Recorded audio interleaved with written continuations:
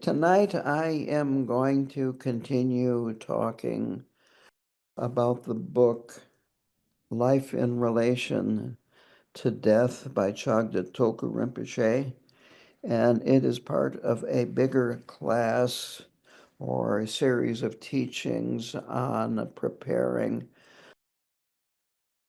for death while we are alive. And I'm going to begin with briefly reviewing what I ended up with last Tuesday night, and that is constantly think about the certainty of death and the problem of karma, and realize that we need to pay attention to our actions because we are accumulating the causes of either happiness or suffering. So it's good to contemplate this and look at how your day went. And then the next point was exposure and purification. And that would be to do a brief confession where you have had some downfalls. It doesn't have to be extensive, but at least recognizing where you have made mistakes.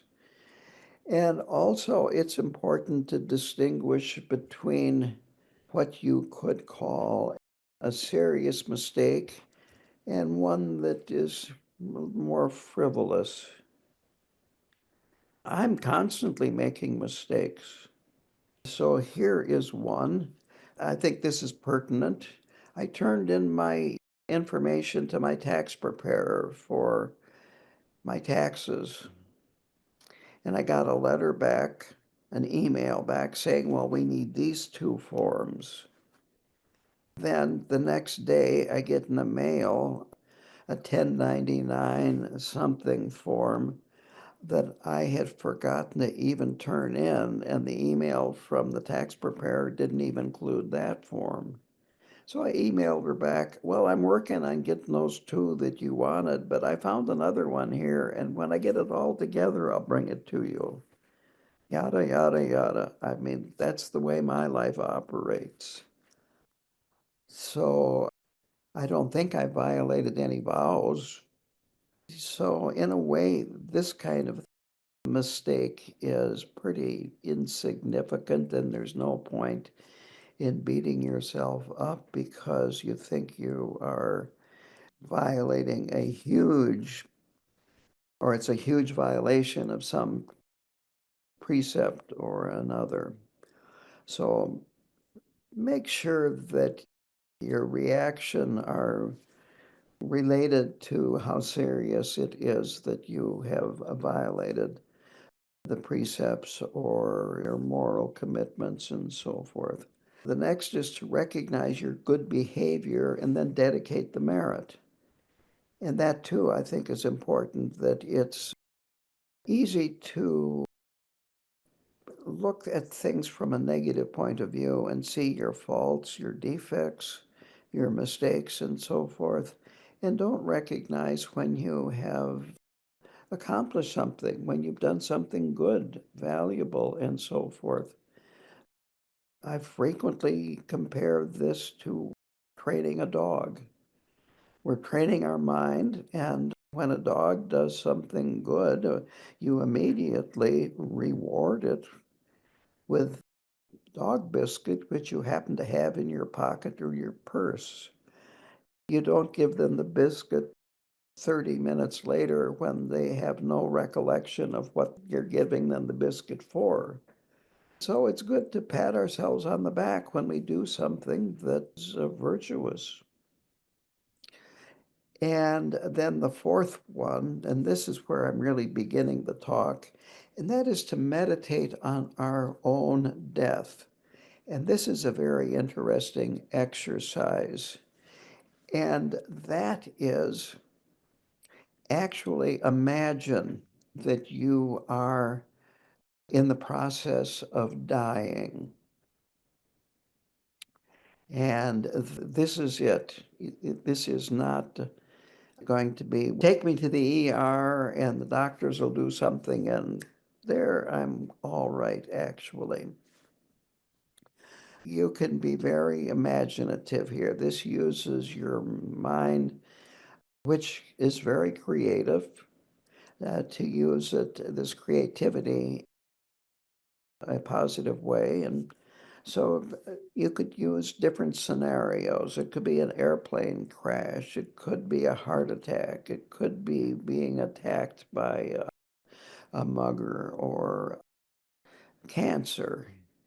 And use your vivid imagination to make it real. Now, you're not going to cause your own death by imagining this any more than if you imagine doing Tong Len with another person that has cancer and you imagine breathing in the cancer from the other person. If this worked, then actually all you'd have to do was imagine that you were winning the lottery and you could retire. Well, see if that works. Or see, when you're hungry, imagining eating a wonderful feast to the point where you have to lie down and rest because you're so stuffed and sleepy. I don't think that will take care of your hunger. If it does work, you can save a lot on grocery bills, especially if they go up lately. But that's another story. So anyway, with courage, imagine these details as clearly as possible. Here is actual quote from the book. There is a stabbing pain in my chest. It's my heart. I'm having a heart attack. I hear the ambulance sirens. I'm placed on a stretcher. My wife is crying. The dog is frantic. The paramedics trip on the stairs as they carry me out. The ambulance lights, the chaos, the bright lights of the ER. I overhear the doctor saying, I'm sorry, Mrs. Jones, but he's in pretty bad condition. He may not be able to pull out of it. My wife looks at me, stunned and brokenhearted. She's my last link. I can't say anything. I can't see her now. I'm so lonely. I'm so helpless. And so on, like that. And then realize that everybody dies. In a way, our life is like a dream, and that this is something that you are going to be experiencing, whether you want to or not. Then at this point, realize that you have a choice as you're going through this scenario, that you can use prayer, you can use your meditation to help calm your mind down, and that you can use your connection with your Lama. And I would recommend Gyalwang Karmapa. Lama Karma would say, well, you still have a connection with Khenpo Karta Rinpoche. And I certainly feel that way too. You could use that. If you are in a different tradition, I know one of you from the Nyingma could be Khandro Rinpoche. But just imagine this connection with this being that you have faith in and trust. And then make offerings, mental offerings to this being. This, he uses the term wisdom being, highly realized being, and pray for refuge to this being.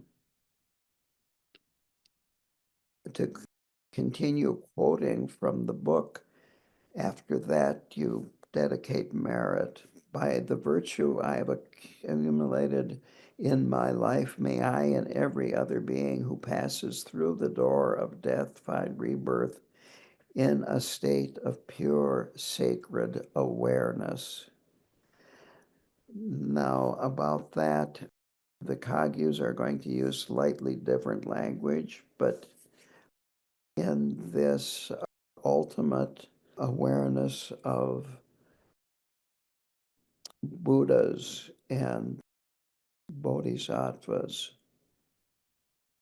And then he says, merge your consciousness into the heart of the being that you have been praying to, and visualize that as this consciousness is going into the heart of the being you've been praying to, you could visualize it as a sphere of white light that then goes to the heart of that being.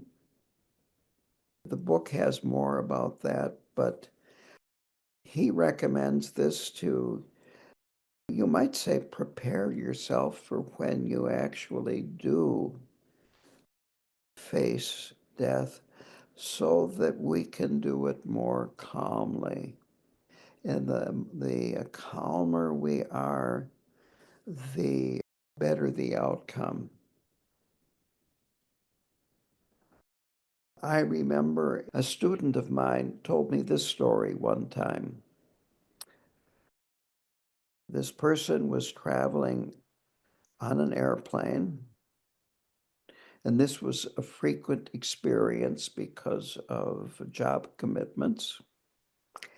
And the flight was extremely rough to the point where a lot of fear arose.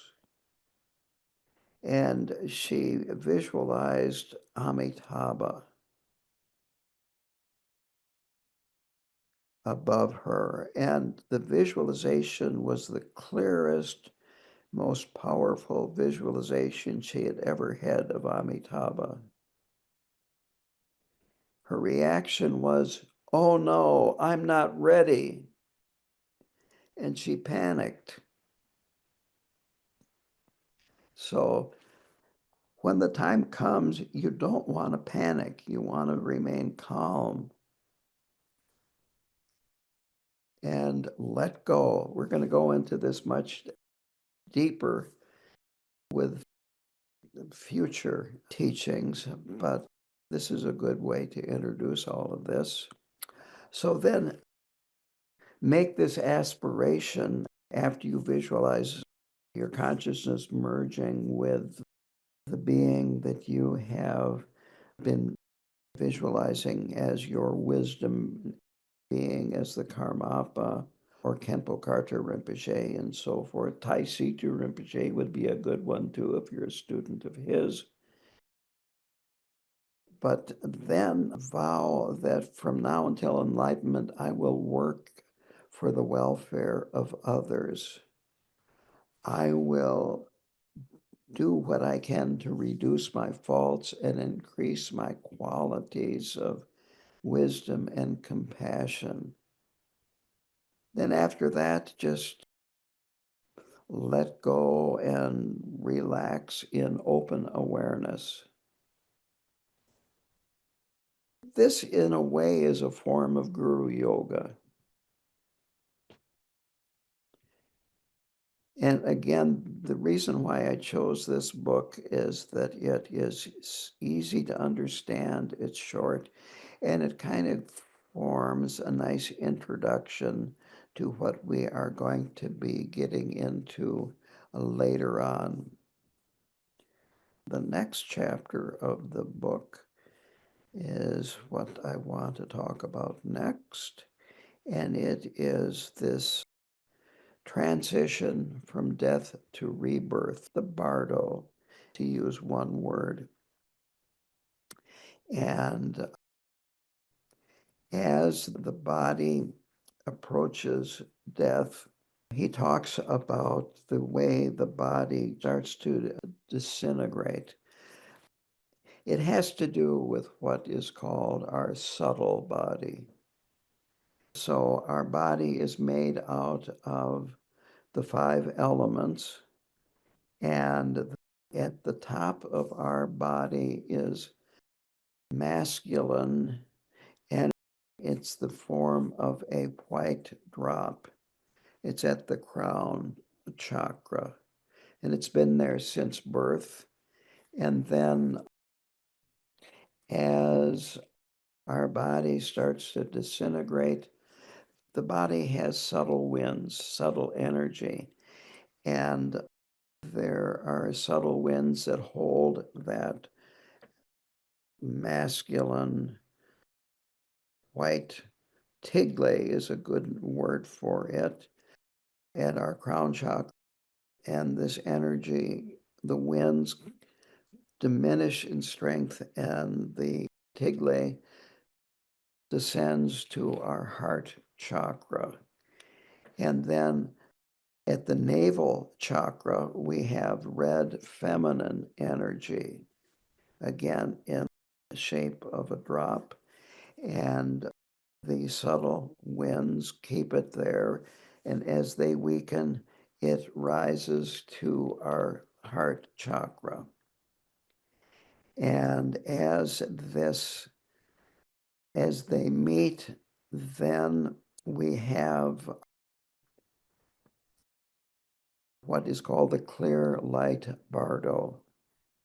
The bardo of, well, it's sometimes called the painful bardo of dying. That is the term used in this book, painful bardo of dying. And it lasts for an instant, and it is not recognized in almost everybody's case because it takes a very, very highly realized being to recognize it. And most of us will just faint, pass out. And then we go to the bardo of Dharmata, and there we have all kinds of brilliant colors, sounds that are overwhelming in terms of their intensity, and the 100 peaceful and wrathful deities. And I'm just going to throw another book out there. This is Khenpo Karthar Rinpoche's book, The Bardo, The Intervals of Possibility. And this is a mandala of the 100 peaceful and wrathful deities of the Bardo. So I'm going over quickly in terms of introducing these things to you.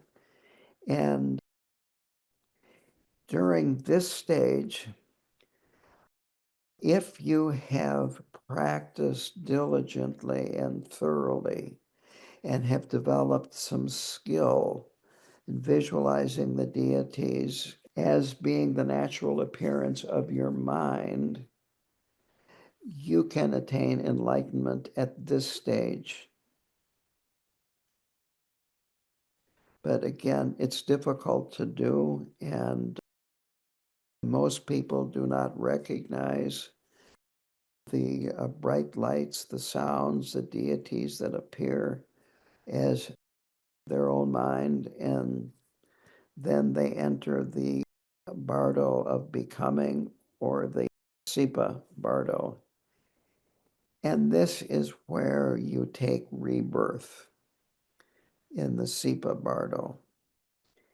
And it is said we are blown about by the winds of karma, and it's our karma that is the winds that are blowing us about. It's not somebody else's karma. At this point, actually, from the point where consciousness leaves the body, we do not have a physical body. It's all a mental body. And in this third bardo, if we imagine being at a certain place, we are there instantly because it's just our mind. and our mind is limitless. And this can be very confusing if, for instance, you feel that you are at this one place and then you have a thought about another place, and instantly you are there, and then maybe you panic, and then you're at a third place and you don't know where you are, and it gets very chaotic, very frightening. And to quote from the book, your consciousness is confronted by terrifying hallucinations, horrible sounds, nightmarish feelings of being blown about helplessly. So this is where, if you have developed the habitual pattern of praying, this is an excellent place to pray. And it would be praying to Guru, praying to any of the Vajrayana deities, to White Tara, to Chenrezig, to Amitabha, and so forth. Pray for them to liberate you, to calm you down, to help you, to give you refuge, to help you attain enlightenment, and so forth. So to go on, the best scenario that could happen is that because of your practice while you were alive of Mahamudra or Mahaati, that at the time of death, your mind mixes with the Dharmakaya and you attain enlightenment. So that would be at the conclusion of the painful bardo of dying. Then in the next bardo of Dharmata, if you can realize that all the sounds and the appearances are nothing other than the deities, the Vajrayana deities, and that the Vajrayana deities are actually your own mind, that they are the wisdom display of your own mind, then you attain enlightenment in the Sambhogakaya deities. And these are the forms of the deities that we usually see in the tankas and the statues. So it's deity practice that helps us in that one. Then in the bardo of becoming, again, prayer is very, very helpful. It can liberate us from this environment of chaos and suffering into an environment of purity. Khenpo Karthar Rinpoche used this example of what it is like in this bardo of becoming. He said it is like you are in a war and you're on a horse and you have fallen off your horse, the horse being your previous body. And it's the first horse that comes by, you don't even wonder about, is this a good horse or not? You just grab a hold of it and get on top of it. You're in such a state of panic that you will just take the first birth that you might say is available. However, with training, we can actually have choices, and we can learn and train how to make good choices for our future rebirth. Then he talks about Powa, which is transference of consciousness. And this is something that you can either be trained how to do for yourself, or you can have a master, a highly trained lama, do for you, which is transfer your consciousness to a pure land. I know in 3-year retreat, we were trained to do this, and I attended one Powa retreat at KTD that was open to, I believe all you had to have done was taken refuge and made a commitment to the Tibetan Buddhist path.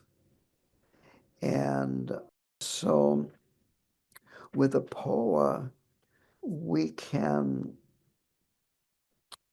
send our consciousness to a pure land, or you can have someone like, I'm not sure who at KTD would do a Powa if you requested one, but I would guess one of the Khenpos there, Khenpo Ujin, Khenpo Tenkyong, Khenpo Sanjay. It would be good to find out, actually make arrangements for that while you are still alive. We'll be going into this again in more detail. And I'm not going to talk too much about the Poa at this time. Again, we'll go into it more.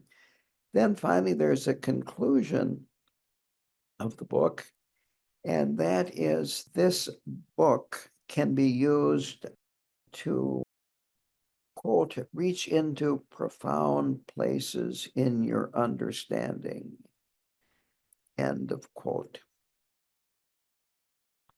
So it's good to read this book, read some of these other books that are going to be used during this series of teachings, and realize that there's nothing in samsara that is reliable. We have to realize that what we think are reliable in samsara are not. What can be trusted is the Dharma and the training and our lamas, our gurus. And to understand that there are what are called the 4 ends, which is all meetings end in parting, all gain ends in loss, all rising ends in a fall, all birth ends in death. And so much of what we chase after in samsara is, at the time of death, is left behind and ultimately then trivial and having little meaning. We leave it all behind. He said that in a cemetery, all corpses are alike, so that relationships that we have are mundane relationships that we have in this life. He uses in the book like a chance meeting in a parking lot. I've also heard him in other book talk about how it's like you go to a shopping mall and you meet people there, and then at the end of the day, you leave the mall and you leave all these people behind. It was on a tape of a talk of his that I heard this. This is a little aside, but I think it's nice to put a human face on all of this. He taught in English, and he had an American woman who was his interpreter because she understood what he was saying, but most people didn't. So then she would say in English what Chagdud Tulku Rinpoche said in English. And frequently he would just say a few words and she would say a paragraph, because she had that kind of an understanding and relationship with him. And when he said that life is like a mall, she kind of groaned and said, no, no, Americans have such an association with malls. I think what he meant was like a bazaar in Tibet, where you've got all these little stands on the sidewalk and people come there and shop, as opposed to like the Mall of America. But anyway, it's all gone. So there's no time to argue, there's no time to hurt each other. And that all of our interactions with other people are surprisingly brief. And it's good to appreciate these interactions and appreciate other people. To go on now, he says we need to examine our priorities and look inside and realize that we are, in a way, insatiable. Our wants are insatiable. It's sometimes been said that the human realm is the realm of the poverty mentality. That as a human, we feel we're missing something and we need to acquire it, obtain it. And you acquire something and then you need something else and then you need something else. And there's always something else that you need to acquire. And all of this just sucks up our time, our energy. And then at the end of the life, we wonder, were they important? Quote, our worldly priorities can be ironic. We place first what we think we want most. Then we discover that our wanting is insatiable. Paying off the house, writing the book, making the business successful, setting up the retirement, taking the big trip, things that are temporarily on top of our list of priorities, completely consume our time and energy.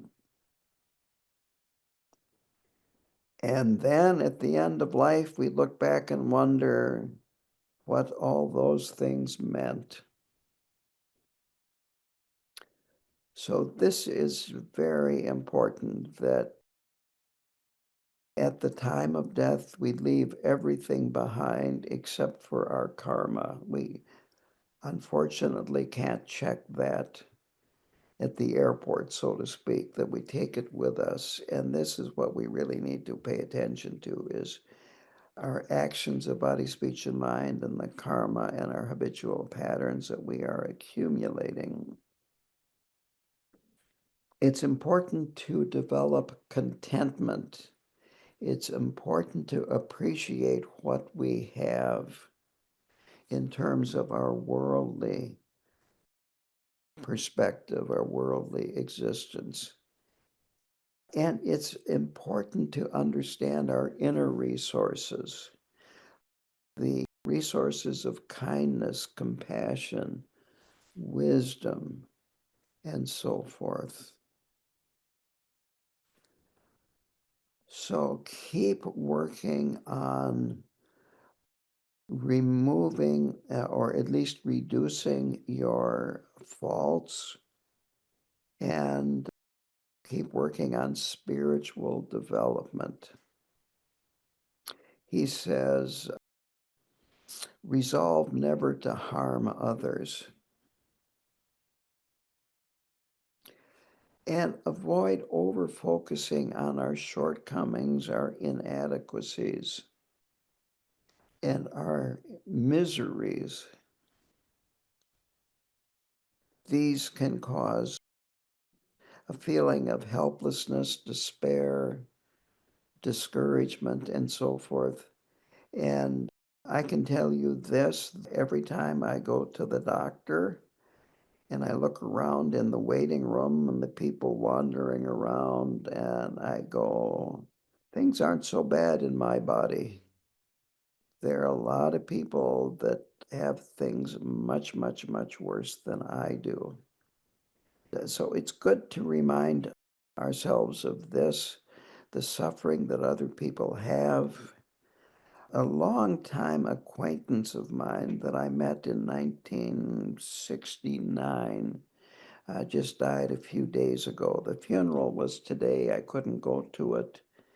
It was a 3-hour one-way drive to the funeral. Couldn't have gone to that and do this class.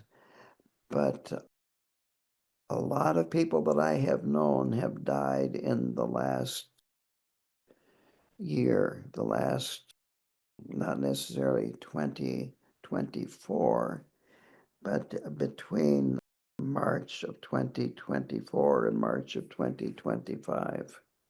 And then there are all the people that I never knew that died in that period of time or have had very, very difficult, painful experiences of. All you have to do is turn on the news, the war, famine, refugees, floods, torture. I won't go into it any further. That compared to them, we are doing so much better. It's good then to wish that these people that are experiencing these extreme forms of suffering, that they were free of suffering. And it's good to do Tonglen for those that are close to us and then expand it to those that are more distant.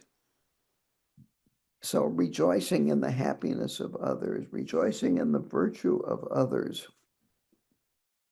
seeing the dreamlike quality of life, and work on reducing attachment and aversion, practice loving kindness and compassion, have a positive motivation. The last part of the last chapter is, quote, victory over faults and delusions leads to victory over death. And that ends the main body of the book. After that, there's some appendices that are related to various legal documents and issues, and we're going to go into those in a different book. So you don't even have to read that part of the book. But this afterword is interesting, and it talks about how in Tibet things would be done when a person dies. And the first point is that much of this is not possible in the United States. But the first thing you would do would be to invite a lama there to do a powa. And then after that, for 49 days, you would have different lamas come with a retinue of monks and would do prayers. He said 10 to 15 monks would come, do prayers for 7 days, and then a new group would come. And during that time, you would make offerings to them, provide meals for them, and it would add up to a lot of expense. And then on the 49th day, there would be we call it a Gana Chakra or a feast, and that the name of the deceased would be burned. And then by seeing how the ashes form, the Lama could tell where the person was reborn. And if it was not a good place, then more prayers would be needed to help that person have a proper or a better rebirth. And on and on and on, very, very elaborate. But here is a quote, gets to the point of all this. At the end of 7 weeks of continuous prayers, The household members usually discovered that their grief over their loss had been transformed into confidence, that their loved one had received excellent guidance through the turbulence of the after death intermediate state. So that is the point, that instead of feeling a terrible loss and being powerless, by doing all of this, you feel that you have been very beneficial for the person that has died. And you feel that you have helped that person rather than poor me, I lost my mother or good friend, and so forth.